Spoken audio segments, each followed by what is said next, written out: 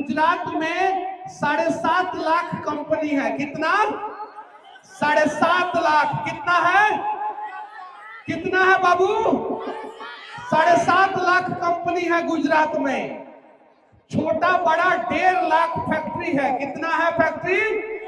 1.5 लाख।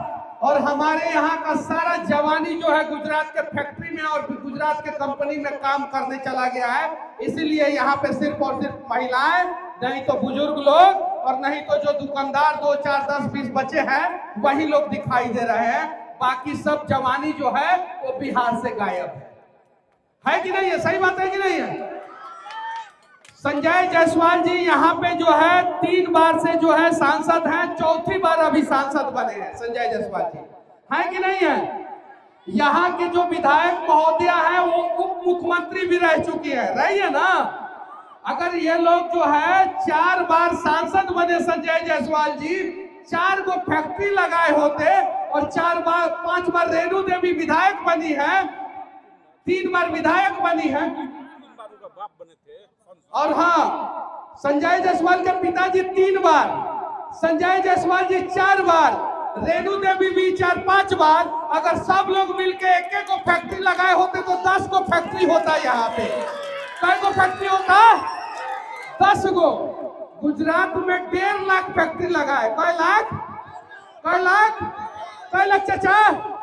अरे जोर से बोलिए, कितना फैक्ट्री लगा है गुजरात में? कितना? कितना?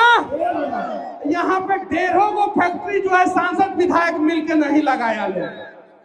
अब बताइए, ये लोग जो है बिहार को विकास के नाम पे विकलांग कर दिया। क्या कर दिया? विकलांग कर दिया। और बिहार का विकास जो है वो लंगड़ा हो गया है पूरी तरीके से। पूरा तरीके से बिहार का विकास लंगड़ा हो गया है।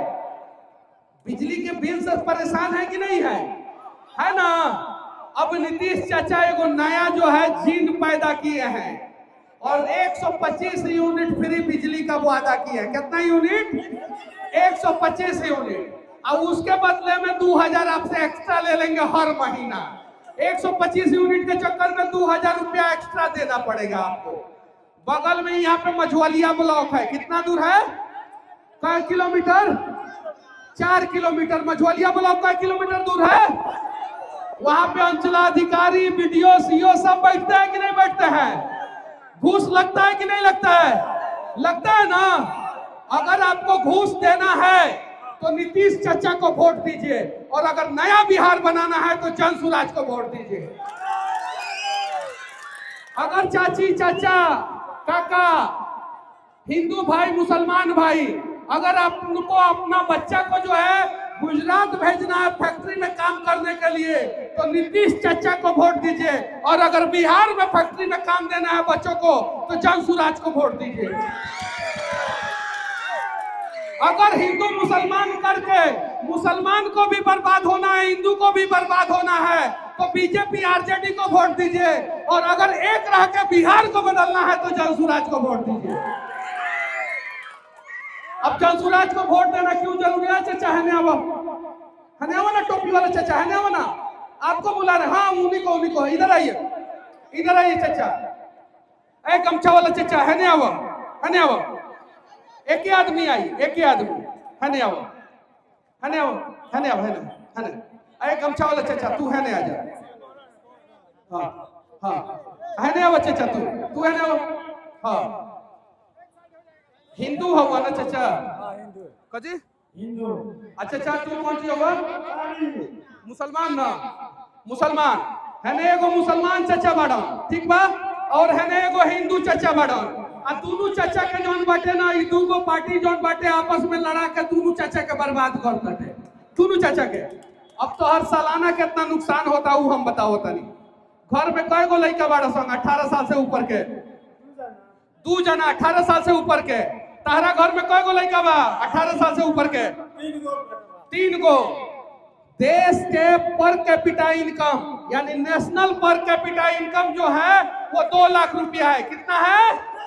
कितना है? कितना है? अब नेशनल पर कैपिटा इनकम का होला देश के प्रति व्यक्ति के आय। कौन सी होला? प्रत्येक व्यक्ति के हर साल के कमाई यानी देश के लोग हर साल कितना कमाता, कितना 2 लाख, और बिहार के लोग कितना कमाता 60,000, कितना 60,000, कितना। तो चाचा कई गो लड़का बता रहा 2 जना, तो तारा 2,80,000 के नुकसान होता। कितना के नुकसान होता, कितना के नुकसान होता। अब 2,80,000 अगर एक साल में मिली तो रहुआ तो आर्मी से आई बनी ना, हमनी के गार्जियन है। 5 साल के कैलकुलेशन बताई तो कितना भइल, 2,80,000 इंटू 5 करी तो कितना भइल, कितना भइल बताई लगी रौनी के। 2,80,000 इंटू 5 कितना भइल, कितना कितना कितना कितना कितना। चाचा 5 साल में गलत नेता के वोट देला से 14 लाख रुपया के नुकसान भइल बा। कितना लाख के नुकसान भइल बा, कितना लाख के नुकसान भइल बा, कितना लाख के नुकसान भइल बा। तो अब हिंदू मुसलमान करब तू ना करब, 14 लाख के नुकसान झेल ना तो हिंदू मुसलमान कर ला। 14 लाख के नुकसान झेल ना तो हिंदू मुसलमान कर ला।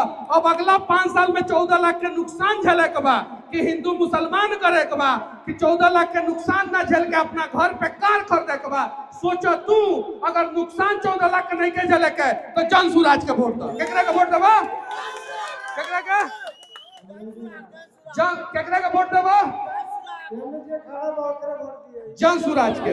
अब चाचा तोहर 3 गो लड़का, कय गो लड़का, 3 गो लड़का, एगो लड़का पे 1,40,000 के नुकसान, कय लाख के नुकसान, 1,40,000 के नुकसान। तो 3 गो लड़का पे कय लाख के नुकसान, कितना 4, एक साल में 4,20,000 रुपया का नुकसान। तो 5 साल में कितना भाई बताई लगी, जल्दी से जोड़ी लगी, जल्दी से जोड़ी, कितना कितना।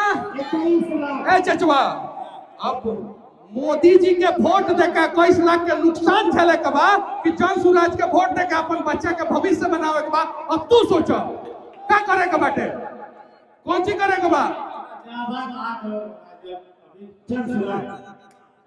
अब तोर 3 गो लड़का 5 साल में नुकसान कितना भइल, 21 लाख। हमार मुस्लिम चाचा केना गइलन, केना चल गेलन, है ने आवो, है ने आवो, है ने आवो, है ने आवो, है ने आवो। तहार कितना नुकसान भइल बा 5 साल में, कितना 14 लाख। अब हिंदू मुसलमान करवा लगी तो दोनों आदमी के मिला के कितना नुकसान हुई, 36 लाख रुपया के। कितना नुकसान हुई, 36 लाख रुपया के। और ये नेता ही है कहले बड़ा सब, हम वो में से आइल बानी, हम जानता नहीं लोग का करेला। हम कहाँ से आइल बानी, वो में से आइल बानी। हम वे स्कूलों में पढ़ले बानी, विद्या मंदिर में पढ़ल बानी, हम संघ के प्रशिक्षित कार्यकर्ता हई। अब बीजेपी में हम रहल बानी, हम जानता नहीं कि कैसे ये लोग आपस में लड़ा के जोन बाटे बिहार के बर्बाद करेला ना। अब भाई चचवा के 21 लाख रुपया अगर 5 साल में मिल जाई तो चाचा के घरे कार रहित कि ना रहित, रहित ना। और चाचा का अगर 14 लाख मिल जाए तो कार रहित कि ना रहित, रहित ना। भाई चाचा के लड़का अपन घर पर रह के नौकरी करित कि ना करित, करित ना। अब गुजरात के जनसंख्या कितना बा पता बा रौनी के, कितना 7 करोड़, कितना कितना कितना 7 करोड़। और लगभग सारा गुजराती लेके कारबा, कौन सी बा, कारबा। बिहार के जनसंख्या कितना 14 करोड़। अब मोटरसाइकिल खरीदेला कि EMI पे मोटरसाइकिल खरीदल जाता, कबो कबो जमीनों बेचे के पड़ता है। सही बात बा कि ना। आ कबो कबो छावनी पे EMI वाला धर के पकड़ लेता तो मोटरसाइकिल के EMI भी नहीं के दिया पावा। सही बात बा कि ना। आ बिहार में एगो और नया नाटक आइल बा, पता बा कौन ची, दुकान पे लिखल रहा था लोन पे फोन, कौन ची, कौन ची, लोन पे फोन। आ 10,000 के फोन लेवेला के लोन लेवे के पड़ता। सही बात बा कि ना। आ वहाँ गुजरात के लड़का हर साल एप्पल के 2 लाख रुपया के फोन कर देला सब, कय लाख के, एप्पल के 2 लाख के। अब तोहनी का सोचा लगी एप्पल के फोन अपना पैसा से चाहिए, कार चाहिए, नौकरी चाहिए, कि यह हिंदू मुसलमान करके आपस में लड़ के जौन बाटे कबो आरजेडी के वोट कबो बीजेपी के वोट देवे के बाटे कहानी के सोचा लगी नहीं के ना देवे के नहीं के ना देवे के तो आपकी दाव एक बार जनसुराज के वोट दी लगी केकरा के वोट दी लगी एक बार जनसुराज के वोट दी लगी केकरा के वोट दम लगी। अच्छा एक और ही बात सुननी है हम काल के अखबार में आई रहा सर ध्यान से समझे वंदे भारत ट्रेन पे पत्थर मारल जाता कौन सी मारल जाता अब पत्थर मारल जाता कि पत्थर मरवावल जाता हम बतावता नहीं रौनी के अब हम बतावता नहीं कैसे वंदे भारत ट्रेन में सीसीटीवी लागल बा ना बेतिया में मारल गई चुनाव शुरू इ लोग के दंगा फसाद शुरू हो गई बाटे चुनाव शुरू आ दंगा फसाद शुरू हो गई बा वंदे भारत ट्रेन में सीसीटीवी बा कि ना बा ना ट्रेन में सीसीटीवी सुनने में आवता कि बाहरों कानू सीसीटीवी लगवाले बाटे लोग जब सीसीटीवी बा तो पत्थर वाला के वीडियो काहे नहीं के लोग जारी करत कौन चीज आ जौन ट्रेन पे पत्थर मारल जा सकता तो ट्रेन पे तो बमो मारल जा सकता सही बात बा कि ना तो आज पत्थर वाला के नहीं के पकड़त लोग तो लोग बम वाला के का घंटा पकड़ी लोग ये लोग खाली आपस में हमनी के लड़ावेला की सब करता ओकरा बाद सुनी अब चुनाव आई ना तो मंदिर पे कुछ फेंक दहल जाई का फेंकल जाला हम बतावे के नहीं चाह भैया सही बात बा कि ना सही बात बा मंदिर पे कुछ फेंक दहल जाला कबो कबो मस्जिद के सामने कुछ फेंक दहल जाला ताकि हौ चचुआ और हई चचुआ आपस में लड़ जा सन आ हौ चचुआ के 14 लाख हई चचुआ के 21 लाख लोग मार जा सही बात बा ना।